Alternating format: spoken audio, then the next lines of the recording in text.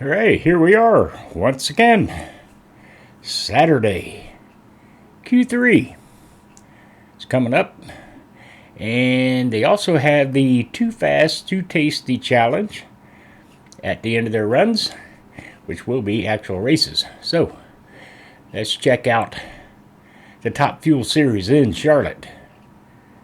Let's go.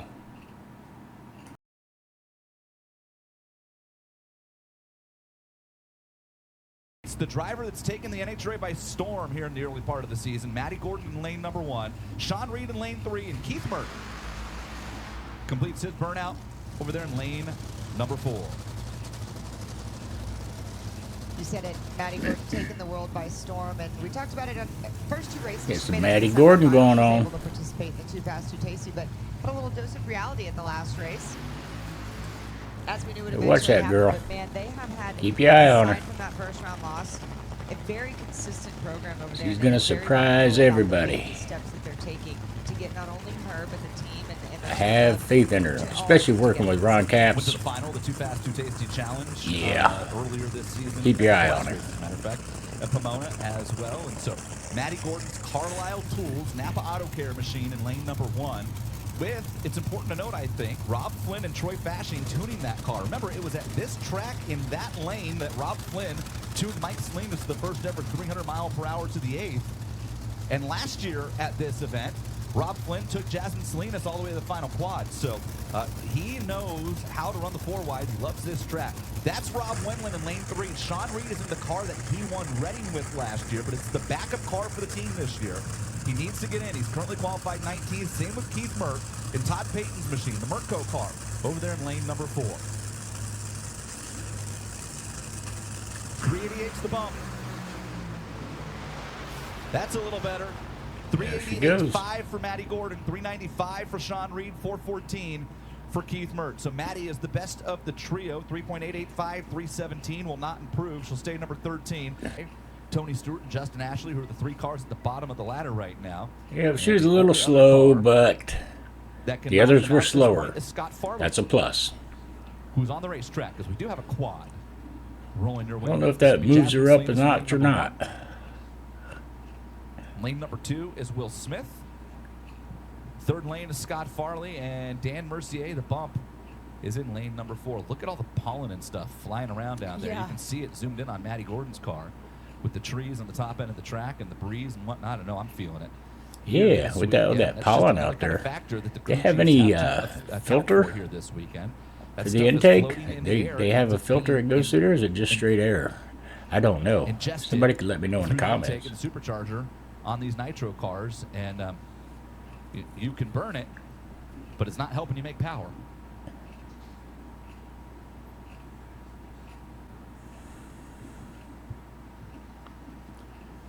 All right, about time to fire it up. Rumbles to life first. The Scott Rod there we go. Machine. Got one of them fired up. Nelson Trucking over there in lane number 3. Here comes Will Smith's Bluebird Turf Skag Power Equipment car in lane number 2. Dan Mercier's car comes to life in lane 4, and the last one to fire is this Valley Services machine of Jasmine Salinas in the 1st lane.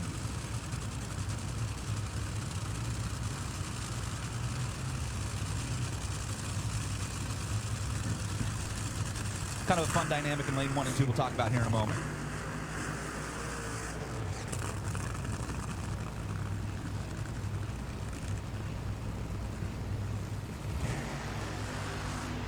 All right, now Jasmine's turn. Came over to help out the Salinas team this year, running on a part-time basis. As Jasmine continues to hunt for funding to run a full season. Remember, she was a top 5 car in points when they had to park it after this race last year, which was pretty devastating. Heartbreaking. Jasmine Salinas, with Todd Okahara as crew chief, lines up next to Will Smith with Scott Okahara in his first opportunity to be a full-time crew chief, along with Glenn Huzzer. Glenn's on the right side of your screen there, and I believe that's Scott on the left, although the Camping World sign is preventing me from seeing it. I think so, yeah. Scott Okahara on the left there. So Glenn Huzzer's been at this a long, long time. Scott's been at it a long time, working basically with his brother Todd, but having his first real opportunity to kind of call the shots along with Glenn in lane number 2. So the Okahara brothers line up side by side for what I believe is the first time. It was racking through my memory here back to Gainesville. Scott Farley in lane number 3. Scott and his wife Michelle, they have shut that car off again. This happened yesterday in Q1. Wow. Scott Farley couldn't make the run. And Dan Mercier in lane 4, so we'll only have 3. They've obviously got an electrical problem in there somewhere. Tire smoke for Will Smith. Cylinder out for Dan Mercier. 383, 300 for Jasmine Salinas. Not Jasmine the cleanest run. gets it. Tells There the you story go. At 300 miles per hour, but it is the She's quickest moving up. of the quad. Dan Mercier gets down there second. Will Smith gets across. Could be a little faster, but she did it. Regarding the Scott Farley team, I connected with the crew. They saw a little fluid coming out of the number 7 cylinder. They weren't sure whether it was oil or just excessive fuel. They didn't want to take a chance, so they shut it down. Well, better safe than Good sorry with idea. one of these cars, no question about that. Always. Everybody appreciates that.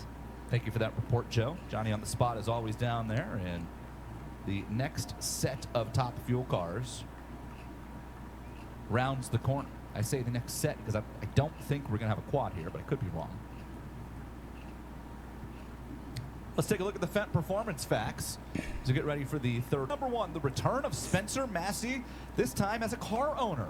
For the first time in his NHRA career, Spencer Massey, who in the offseason went out and purchased the operation that was formerly owned and run by the Lagana brothers, Dom and Bobby, the Nitro Ninja team. It's a good race car. Yes. I mean, a good race car. You talk about the last car in Top Fuel, to my knowledge, that ran 1,320 feet in an exhibition run up at Martin, Michigan, and it hauled the mail running that 1,320 feet run.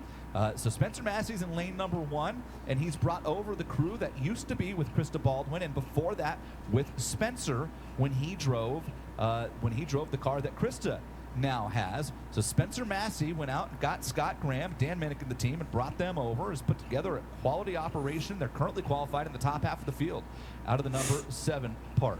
In lane number 2, that is Ida Zetterstrom. Ida in the Global Skew Machine. The folks at Bandero Tequila and VP Racing Fuels. Ida, you need to get on it, girl. Well, but Global Skew, there's a QR code. In fact, I believe it's on the top of the driver's compartment on that machine. You can go by the pits and scan the QR code if you get a chance to see it on NHRA.tv and learn all about Global Skew. It's a great e-commerce platform and app. Ida's another one that you're going to have to watch, too. She's coming on. As soon as she gets a full-time ride, keep your eye on her as well. Driver in NHRA history from Matco Tools, Hangster First, the Eagle Experience, and the Cub Scouts, which is pretty cool. And Tony Schumacher's in lane number 4.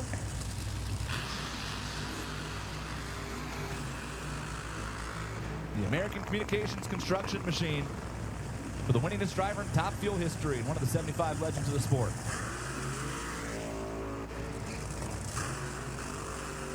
I was on the starting line last night, Courtney, and I got to tell you, I've collectively never in my entire life ever seen a crew look so happy about a 381.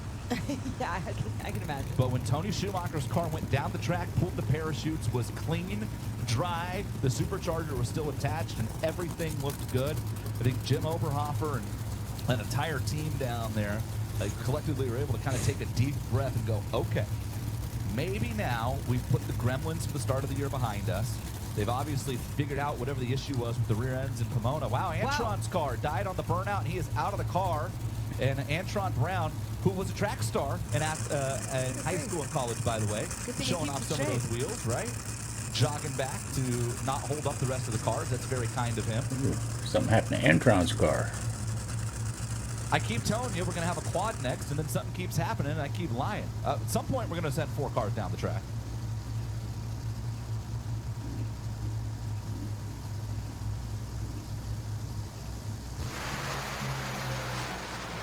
Tire smoke in 1. Ida got off a little slow. Tony Schumacher clicks it as well. And she had to get out of it.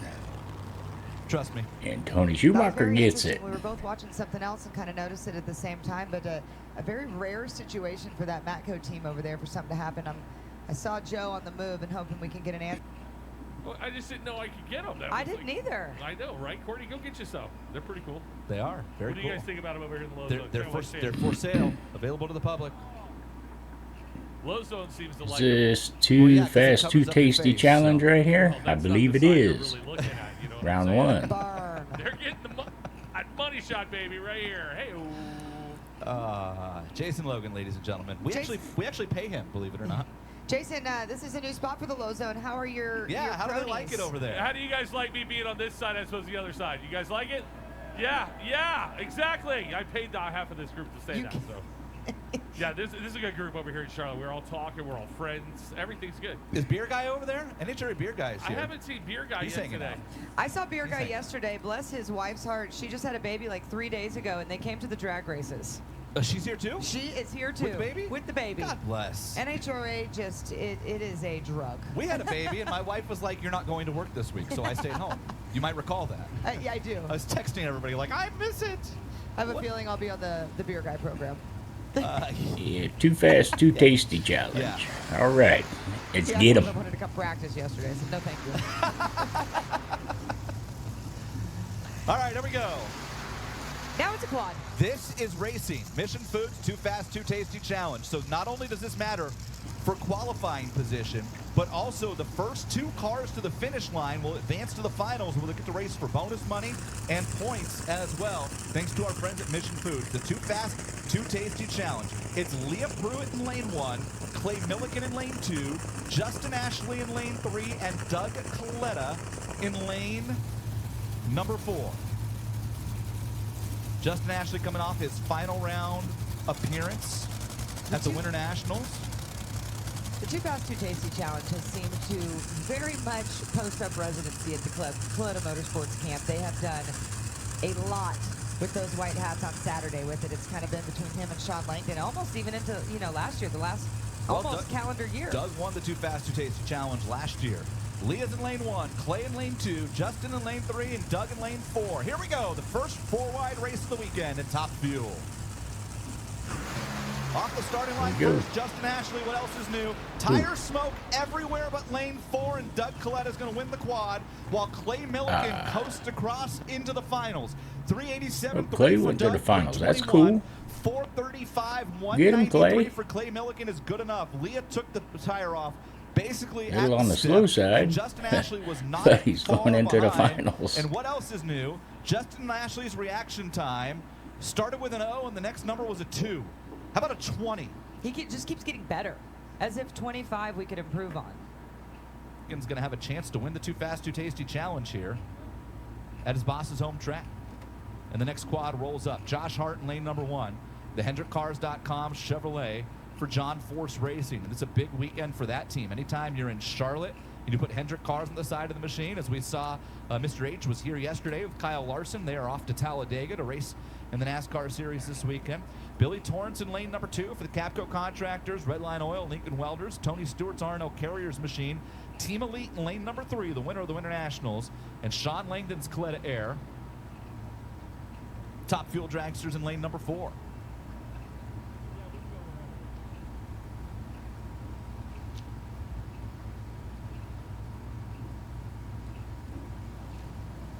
I want to welcome the folks from Sound Gear hanging out at the Coletta camp here this weekend.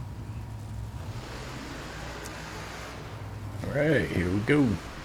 Second Hart part of gets Too burnout. Fast, Too Tasty. Also in this quad, you're about to hear Tony Stewart do his burnout. Big shout out to a lot of R&L folks out here enjoying drag racing for the first time.